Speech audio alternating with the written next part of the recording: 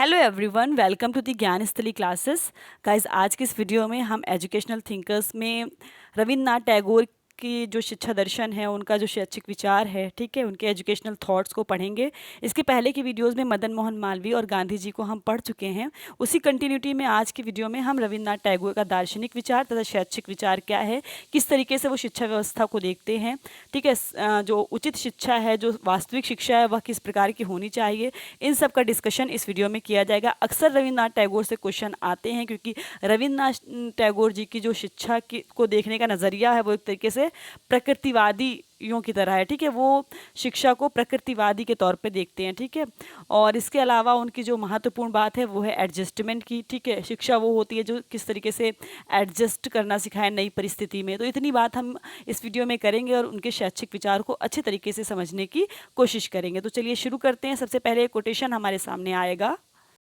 Quotation है कि विश्वविद्यालय महापुरुषों के निर्माण के कारखाने हैं और अध्यापक उन्हें बनाने वाले कारीगर। ऐसा कथन है रविन्द्रनाथ टैगोर का। तो यहाँ पर बात समझ में आती है कि अध्यापक को उन्होंने महत्व दिया है, साथ ही साथ विश्वविद्यालयों के महत्व को भी स्वीकार करते हैं। विश्वविद्यालयों को एक ऐसा स्थान मानते हैं, एक ऐसा कारखाने के रूप में मानते हैं जहाँ पर महापुरुषों का निर्माण होता है, यानी कुशल नागरिकों का निर्माण होता है। और अध्यापक क्या करते हैं? कुशल नागरिकता का विकास करते हैं, कुशल नागरिकों को निर्माण करने में सहायता करते हैं, ठीक है, उन्हें निर्मित करते हैं एक तरीके से। वो कारीगर हैं। तो इतनी बात समझ में आई टैगोर की। आगे देखिए, शिक्षा संबंधी विचार में सबसे पहले इन्होंने कहा है कि जो उनके समय की शिक्षा व्यवस्था थी वो कैसे है, दोषपूर्ण बताया था। इसके बाद शिक्षा के व्यापक अर्थ को यह स्वीकार करते हैं, एजुकेशन की ब्रॉड मीनिंग को स्वीकार करते हैं। और उन्होंने स्पष्ट लिखा है कि सर्वोत्तम शिक्षा वह है जो हमें सूचना, ये अक्सर कोटेशन एग्जाम में आपको मिलेगा, कि जो हमें सूचना ही तथा ज्ञान ही नहीं प्रदान करती, अपितु हमारे जीवन का विश्व के समस्त जीवों के साथ सामंजस्य उत्पन्न करती है।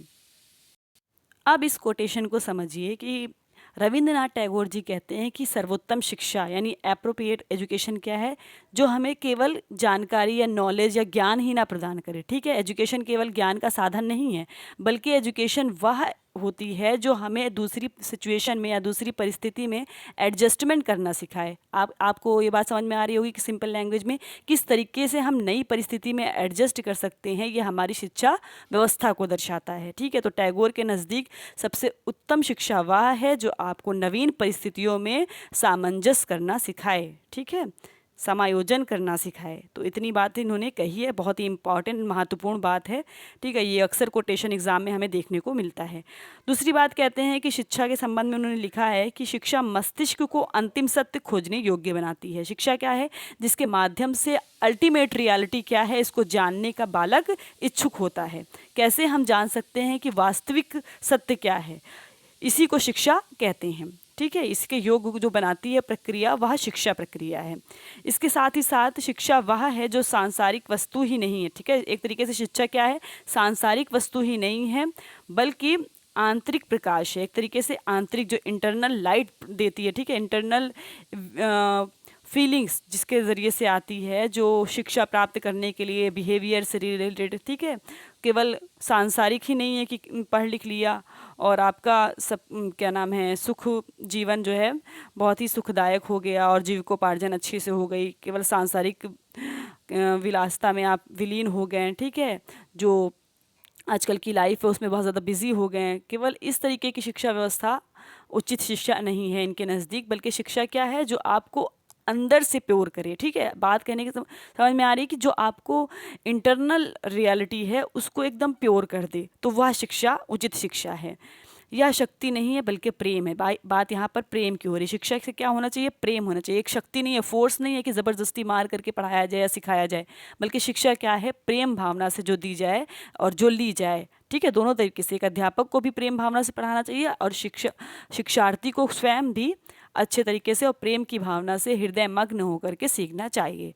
तो लैंग्वेज आपको समझना होगा किस तरीके से इन्होंने बात कही है। तो इस तरीके से इनको फिलॉसफी को आप समझ सकते हैं कि किसकी बात कही है। उन्होंने प्रेम भावना की बात कही है, ठीक है, आंतरिक प्रकाश की बात कही है, आप समझ सकते हैं। साथ ही साथ शिक्षा क्या है? अंतिम सत्य खोजने योग्य बनाती है। तो ये कुछ मेन पॉइंट्स हैं जो उनके दार्शनिक विचार को दर्शाते हैं, ठीक है।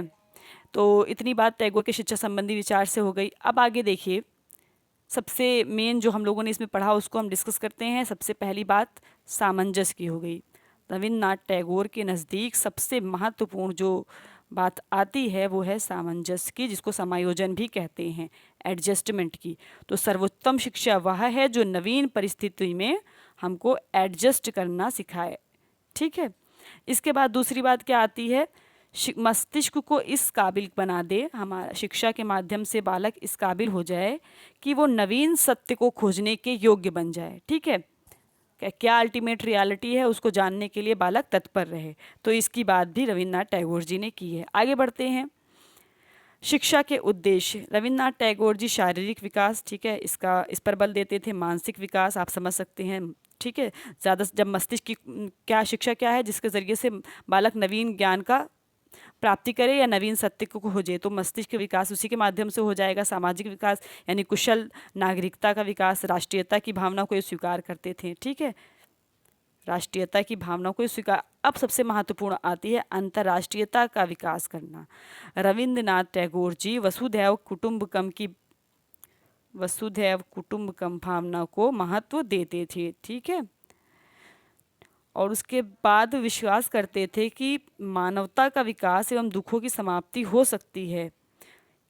किस भावना से? सद्भावना से। यदि सद्भावना प्रत्येक मनुष्य के अंदर आ जाती है शिक्षा के माध्यम से, तो उससे क्या होगा, मानवता की शिक्षा हर जगह एक तरीके से फैल जाएगी। और दूसरे शब्दों में ये कहते हैं कि अंतर्राष्ट्रीयता का विकास करना शिक्षा का उद्देश्य होना चाहिए, जिससे विश्व बंधुत्व की भावना का भी विकास होगा। ना केवल यह कि हम एक भारत देश के नागरिक हैं, बल्कि हम एक विश्व के नागरिक भी हैं, ऐसी फीलिंग हमारे अंदर आनी चाहिए शिक्षा के माध्यम से, या शिक्षा का उद्देश्य होना चाहिए। इतनी बात आप लोगों को समझ में आई होगी। ठीक है, तो चलिए अब हम शॉर्ट रिव्यू करते हैं कि टैगोर ने मुख्य बातें क्या कही हैं शिक्षा के संबंध में। तो सबसे पहली बात कही है इन्होंने सामंजस्य की, ठीक है, जिसको एडजस्टमेंट कहते हैं। शिक्षा क्या हो, नवीन परिस्थिति में सामंजस्य करना सिखाए, यह उचित शिक्षा है, यही वास्तविक शिक्षा है। इसके बाद इन्होंने मस्तिष्क के विकास की बात की, जिसमें सत्य की खोज यानी अन्वेषण विधि पर जोर दिया। अन्वेषण विधि, बालकों को अपने मस्तिष्क का प्रयोग करके नवीन सत्य को खोजना है, ऐसी बात इन्होंने कही है। इसके बाद सबसे महत्वपूर्ण बात आती है अंतर्राष्ट्रीयता की भावना का विकास। इसकी बात कही है रविन्द्रनाथ टैगोर जी ने। इनका कहना है कि हम केवल एक भारत के नागरिक नहीं हैं, ऐसी फीलिंग बालकों के अंदर डेवलप करना चाहिए। ठीक है, देश प्रेम की भावना का विकास तो ये करते ही करते हैं, साथ ही साथ ये भी फीलिंग आए कि हम एक विश्व के नागरिक हैं। ठीक है, तो मानवता की शिक्षा, अंतर्राष्ट्रीयता की शिक्षा, विश्व बंधुता की शिक्षा, इसको हम अंतर्राष्ट्रीयता के विकास के अंतर्गत समझ सकते हैं। तो ये तीन बातें महत्वपूर्ण हो गई। इसके अलावा टैगोर प्रकृतिवादी शिक्षा पर बल देते थे। प्रकृतिवादी शिक्षा यानी बालकों की स्वतंत्रता पर बल देते थे। प्रकृति प्रेमी थे टैगोर जी। ठीक है, अक्सर ये क्वेश्चन पूछा जाता है कि रूसो की शिक्षा व्यवस्था से कौन से भारतीय दार्शनिक के विचार मिलते हैं जुलते हैं, तो ये हमारे टैगोर जी हैं, क्योंकि इन्होंने बालकों की स्वतंत्रता को स्वीकार किया। प्रकृति प्रेमी थे, जो अनुशासन को भी प्रकृति के अनुसार देना पसंद करते थे। तो ये सब उनकी जो विचार हैं वो कहीं ना कहीं रूसो के विचार से मिलते जुलते हैं। तो इतनी महत्वपूर्ण बातें इन्होंने शिक्षा संबंधी प्रक्रिया से की है, जिसमें सामंजस्य है, अन्वेषण है, अंतर्राष्ट्रीय भावना का विकास है, बालकों की स्वतंत्रता, जिसमें प्रकृतिवादी शिक्षा आदि महत्वपूर्ण हैं। तो आई होप आप लोगों को टैगोर से रिलेटेड जितने भी कॉन्सेप्ट हैं वो क्लियर हो गए होंगे। आपके क्वेश्चन भी जल्दी यहाँ से गलत नहीं होंगे। तो अगर आपको वीडियो पसंद आती है तो प्लीज़ लाइक, शेयर और सब्सक्राइब कर दीजिए, और जुड़े रहिए चैनल ज्ञानस्थली के साथ। Thank you so much.